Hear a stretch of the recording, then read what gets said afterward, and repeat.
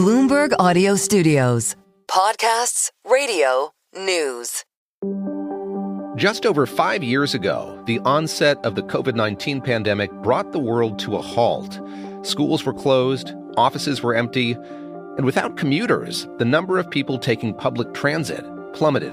New York's Metropolitan Transportation Authority has been knocked down before, but its current leader says nothing matches the current pandemic by orders of magnitude. We're back up to more than 1 million riders on the subway on a daily basis, but that's still down some 80% year on year.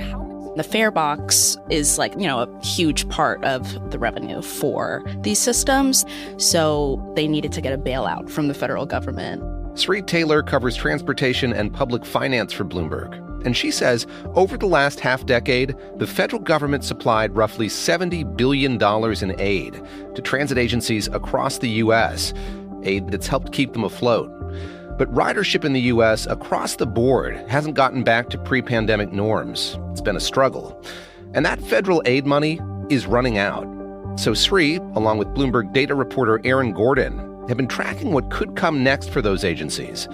They say the prospect of riders not returning has some transit advocates sounding the alarm about a potential death spiral. A death spiral is when a transit agency has to cut service to save money, which makes it less useful to people who then find other ways to get around or don't take trips entirely because they can't, which then leads to less fare revenue for the transit agency. And then they have to cut more service because revenue's down, and that's the death spiral. I'm David Gura, and this is The Big Take from Bloomberg News. Today on the show, as federal funding dries up, we dig into how mass transit agencies across the U.S. are trying to avoid a so-called death spiral, and what that vicious cycle of low ridership, lower revenue, and cuts to services could mean for America's major cities.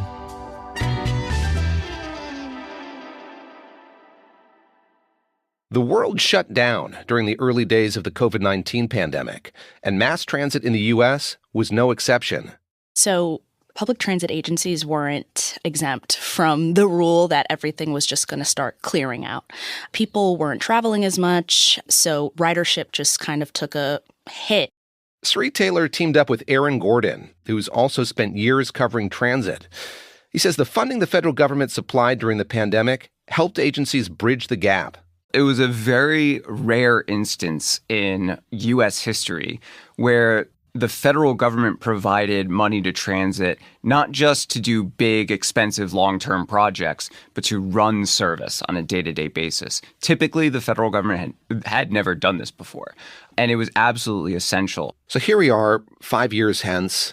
Is all of that money gone? Is the $70 billion gone completely, or are we at a point where these transit agencies are beginning to reckon with the fact that it is going to disappear soon? It depends a little bit on which agency you're talking about, whether they spent all their money or not. A select few agencies kind of squirreled some away, expecting that they would need it by the mid-2020s. But for the most part, it's all pretty much gone, and agencies are trying to figure out what they're going to do now. A lot of companies have brought workers back to the office.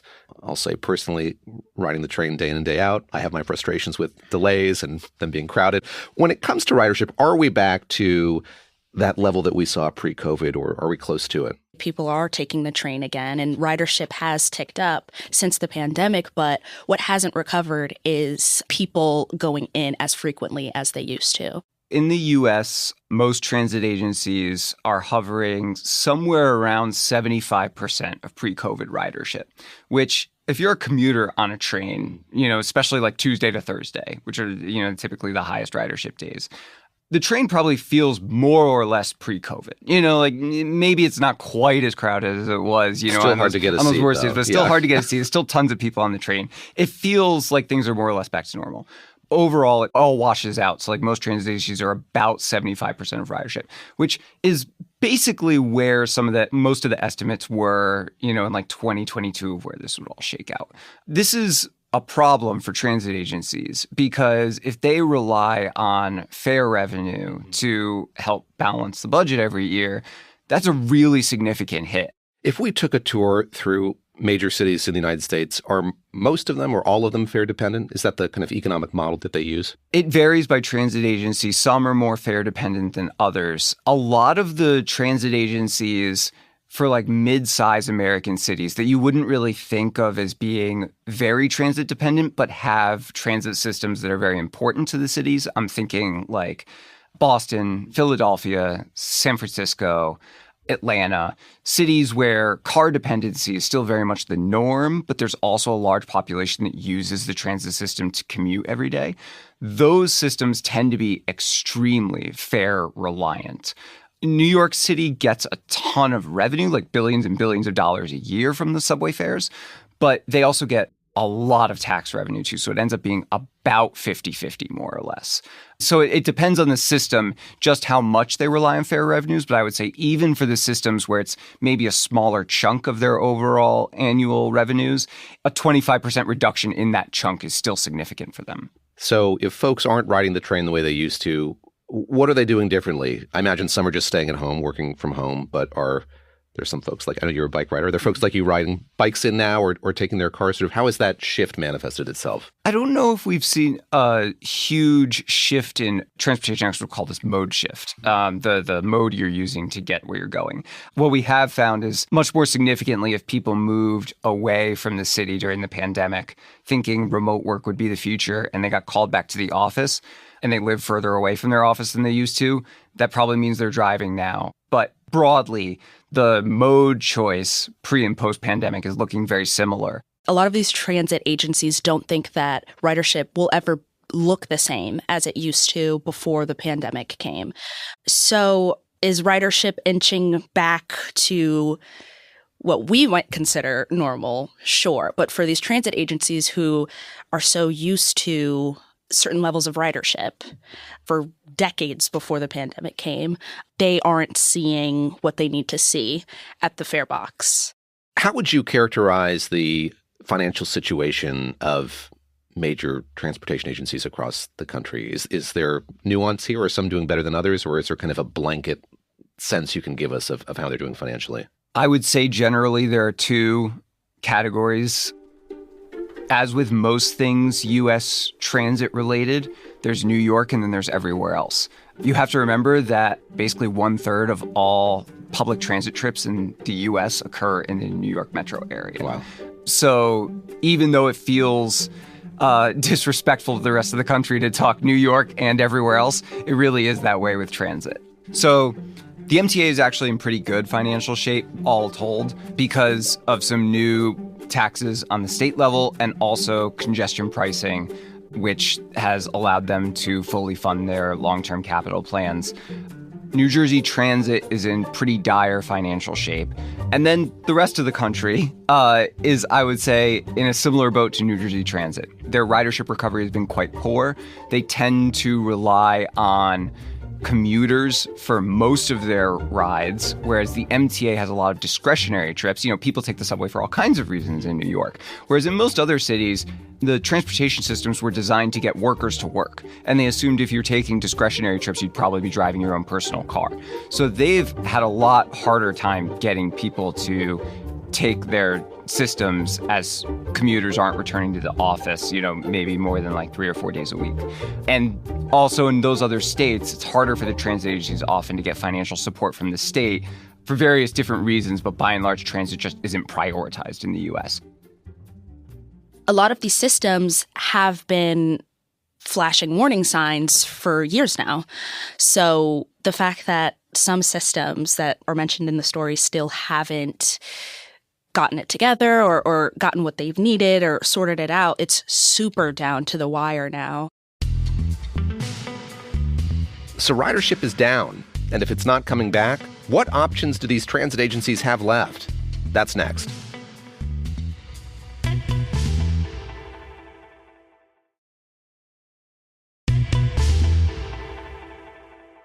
Could you just quickly take us kind of inside a boardroom at one of these agencies having to make this kind of decision? I imagine that the calculus is incredibly difficult and tricky, whether or not to cut service, and that fear that it might kickstart that vicious cycle or that death spiral. There are only so many levers you can pull if you're running one of these transit agencies. You can raise fares, but that, again, is going to discourage some number of riders. You can cut service. You can try and defer hiring or, put long-term projects on hold. You can try and do as little maintenance as possible, but all of those have long-term costs and ramifications as well that could be even more severe than anything you're doing in the short run. We saw the costs of deferred maintenance in New York City back in 2017, 2018, when the subway seemed like was collapsing every day. And, not literally, but every day you would go down into the station and you weren't sure if you were going to see, the platform 5-6 people deep because the trains just couldn't run, because maintenance had been deferred during the Great Recession. That was a huge reason for it. So I think the people who run these systems are extremely cognizant of this. They're not naive. They know that almost anything they do to try and cut costs and balance the books is going to have some type of long-term costs or ramifications that they'll have to deal with eventually. When you cut service, like those drastic cuts to service, people find other ways to get around, and they'll get set in their routines, and then they might never come back. If they hit the roads and they get in their cars and they figure that out, then that could also add to congestion and more traffic, and it's just not good for anyone, really. But by law, most of these transit agencies have to present balanced budgets every year. That's kind of the governing ethos of these public authorities. They're not government agencies that can, in theory, run deficits. They have to present a balanced budget every year. So one way or another, something has to give. And I wonder sort of how you see this playing out.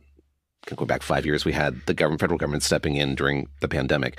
Is there a world in which the federal government steps in again to help out these systems? No one we have spoken to for our stories has any expectation that this administration is going to step in and help public transit. If anything, the fear runs in the opposite direction, which is previously committed money for projects is going to be clawed back or never delivered. Certainly, the administration's posture towards congestion pricing in New York is lending credence to those fears, right? The administration is aggressively trying to cancel that program, revoke authorization for it, which would have tremendous ramifications on New York City's transportation landscape. This is a program that was designed to raise revenues to improve the larger system here in the New York area by raising money from people who drove their cars into certain parts of the city. That's right. And in a lot of ways, that was a program designed so that New York City would not rely as much on the federal government for money to rebuild the system, essentially. If Trump gets his way and congestion pricing is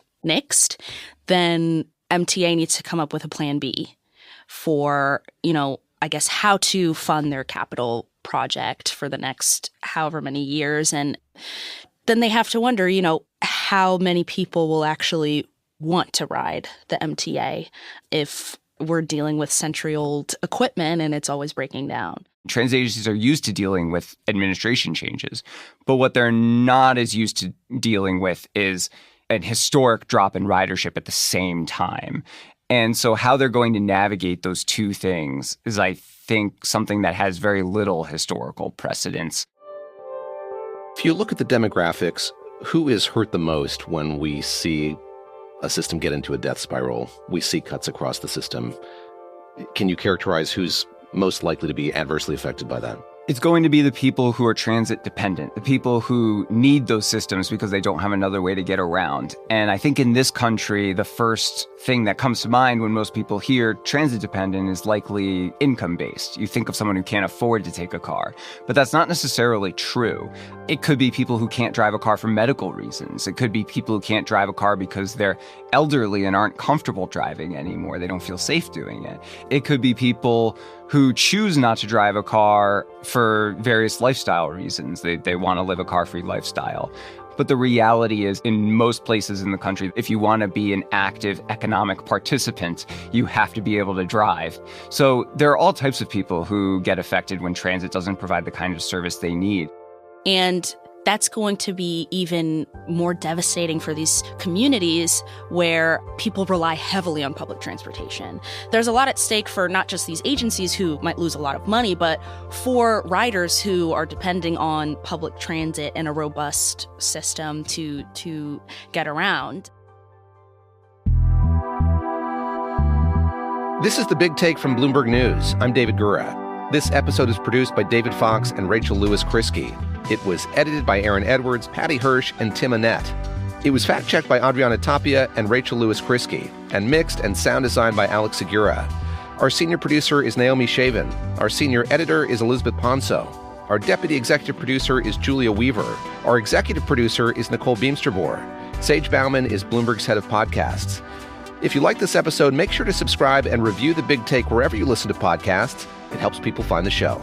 Thanks for listening. We'll be back on Monday.